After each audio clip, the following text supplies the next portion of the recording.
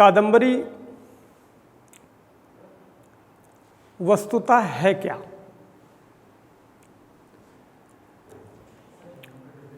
कादंबरी का जो मंगलाचरण है, जिस प्रकार से उद्भट विद्वान महान गद्यकार बाणभट्ट ने कादंबरी के मंगलाचरण में ही अपनी विद्वत्ता को दर्शा करके संपूर्ण जगत को स्तब्ध कर दिया। मंगलाचरण में ही कादंबरी के वो श्लोक लिखते हैं, रजो जुसे जन्मनि सत्वृत्तवे स्थितौ प्रजानाम प्रलये तमास्पृशे अजाय सर्गस्थिति नाश हेतवे त्रयीमयाय त्रिगुणात्मने नमः। अजाय सर्गस्थिति नाश हेतवे, अजाय न जायमाना अजाया। वो कैसी वंदना करते हैं? रजो जुसे जन्मनि सत्वृत्तवे, सत रज तम, सभी जानते हैं इस बात को। रजो जुसे जन्मनि सत्वृत्तवे, जब व्यक्ति निर्माण करता है तो सतोगुण से युक्त हो जाता है। स्थितौ प्रजानाम प्रलय तमास्पृशे, और जब वह पालन करता है तो रजोगुण से संपन्न हो जाता है, और जब संहार करने के लिए शिव तत्व के स्वरूप में आता है इस पृथ्वी पर तो वह तमोगुण से युक्त हो जाता है। इसलिए उन्होंने तीनों गुणों को अपने मंगलाचरण में रखा। रजो जुषे जन्मनि सत्वृत्तवे स्थितौ प्रजानाम प्रलये तमास्पृशे और अजाय सर्गस्थिति नाश हेतुवे। प्रश्न उठता है कि वो है कौन, कब पैदा हुआ, क्या वो पैदा भी होता है? तो कहा नहीं, न जायमाना अजाया, अजाय सर्गस्थिति नाश हेतुवे। संपूर्ण पृथ्वी विलय हो जाती है लेकिन वह एकमात्र रहता है। अजाय सर्ग स्थिति नाश हेतुवे। ऐसे त्रिगुणात्मने त्रयीमयायो, तीनों गुणों से युक्त एक उस शक्ति है जो ब्रह्मांड में, मैं उसको प्रणाम करता हूं। यह उनका प्रथम मंगलाचरण का श्लोक है। दूसरे में वे लिखते हैं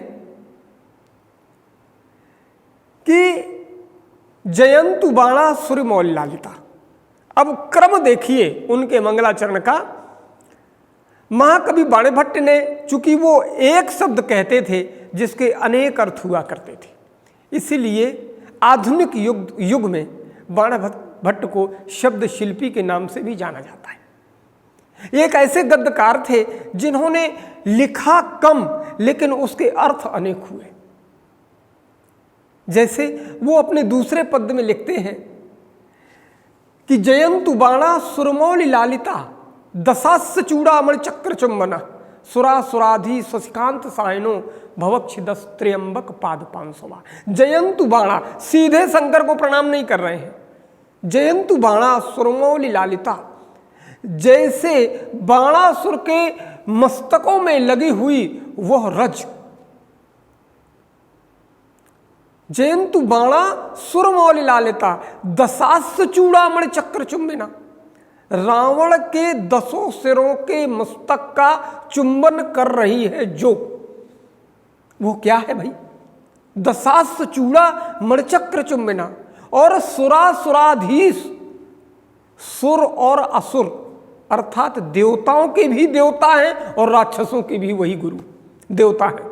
सुर असुर, सुरासुराधीश शशिकांत सायनो, चंद्रमा जिसके मस्तक में विराजमान है, शशिकांत सायनो भवक्षिदस त्र्यंबक पाद पांसवा। मैं उनको प्रणाम नहीं कर रहा हूं, उनके चरणों में लगी हुई उस पांसवा माने धूल को प्रणाम कर रहा हूं जिन्होंने ऐसे ऐसे लोगों को भी महान बना दिया, जिसमें बाणासुर रावण जैसे लोग थे। तो बाणभट्ट की यह काव्यत्व शैली का एक अनुपमेय उदाहरण है जो इन 2 श्लोकों में शुरुआत में ही प्रतीत होता है। वस्तुतः बाणभट्ट ने कादंबरी के अंतर्गत जो उन्होंने 3 जन्मों का हाल कहा है, वह 3 जन्म का हाल एक उपन्यास के रूप में भी देखा जा सकता है। यह बड़ी ही रोचक श्रृंगारिक कथा का वर्णन इस कादंबरी के अंतर्गत आता है। विदिशा नरेश जो इस समय मध्य प्रदेश में है, वह विदिशा में एक राजा हुआ करते थे जिनका नाम था शूद्रक। उस शूद्रक के पास अचानक एक चांडाल कन्या आती है और उसके हाथ में एक शुक अर्थात तोता होता है। वह तोता अद्भुत है। अद्भुत इसलिए है कि पक्षी होते हुए भी वह मनुष्य की भाषा बोल रहा है। और वह तोता जब आकर के शूद्रक को भेंट करती है चांडाल कन्या, तो कोई भी राजा ये सोचेगा कि आखिर इस पारितोषिक में है क्या, ये है क्या जो मुझे दिया जा रहा है। राजा ने प्रश्न किया कि हे चांडाल कन्या, इस तोते का विशेषत्व क्या है, इसकी विशेषता क्या है। उन्होंने कहा, महाराज यह बहुत बड़ा ज्योतिषी है। क्या है? बोले, ये 3-3 जन्मों का हाल बता देता है। राजा को आश्चर्य होता है। राजा परीक्षण के लिए उस तोते से पूछना प्रारंभ करता है और कादंबरी की कथा वहीं से प्रारंभ होती है।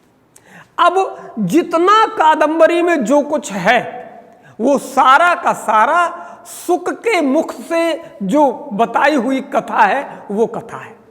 सुनने वाला राजा शूद्रक है, कहने वाला वो तोता है। राजा प्रश्न भी करता है, तोता उत्तर भी देता है। यही पूरी की पूरी कथा कादंबरी के नाम से जानी जाती है। और कादंबरी इसलिए नाम पड़ा कि इसको जितनी बार पढ़िए उतनी बार इसको पढ़ने की इच्छा होती है, अर्थात इसीलिए इसको मदिरा कहा गया है। मदिरा का जो लोग उस समय या वर्तमान समय में मदिरा का सेवन करते होंगे वो जानते होंगे कि वो वस्तुतः होती कैसी है। लेकिन मदिरा की तुलना इसलिए की गई कि इस कथा पर बहुत अधिक आकर्षण है। इस कथा को जितनी बार कादंबरी को पढ़िए उतनी बार एक नया कलेवर, एक नया स्वरूप सामने आता है। ऐसा लगता है कि अब फलाना अमुक अंक छूट गया, अमुक अंक छूट गया, इस पर और विचार करना चाहिए था।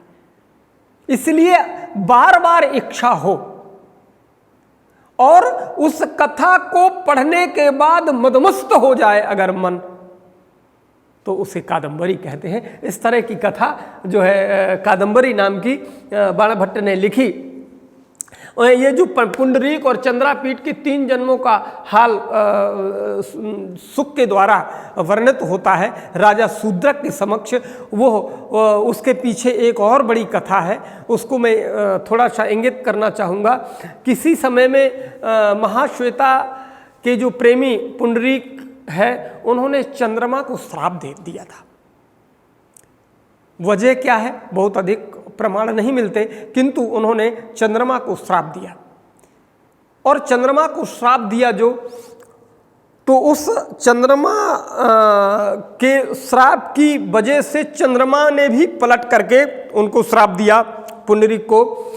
और वही दोनों के श्राप आपस के कारण इस तरह से आकर के फलित होते हैं कि चंद्रमा चंद्रापीठ हो जाता है और पुंडरीक वैशंपायन के नाम से जाना जाता है।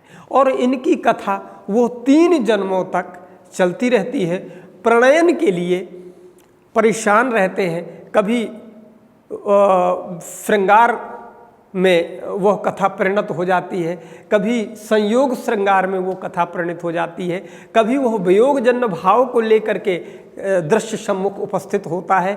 ऐसे जो है उस समय के जो महान कथाकार थे बाणभट्ट, उन्होंने अपनी इस रचना शैली को इस तरह से दर्शाया है। और जैसे ही इनकी एक निश्चित अवधि थी कि 3 जन्मों के बाद पुनः अपने अपने पूर्व रूप में प्रतिष्ठापित हो जाएंगे, इस तरह की जो साप की अवधि थी, जैसे ही वो साप की अवधि खत्म होती है वैसे ही कथानक जो शुक के मुख से सुना जा रहा था नरेश, विदिशा नरेश के द्वारा, शूद्रक के द्वारा, वो वहीं पर उनकी परिसीमा भी खत्म हो जाती है और इस कथा का वहीं पर अंत हो जाता है। अगले अंक में हम पूरी तरह से जो कादंबरी है उसकी वस्तुतः जो शॉर्ट में कहानी है, उसका जो कथा सार है, उसको हम आपको भली भांति उससे परिचित कराएंगे। आज के अंक में यही तक। नमस्कार।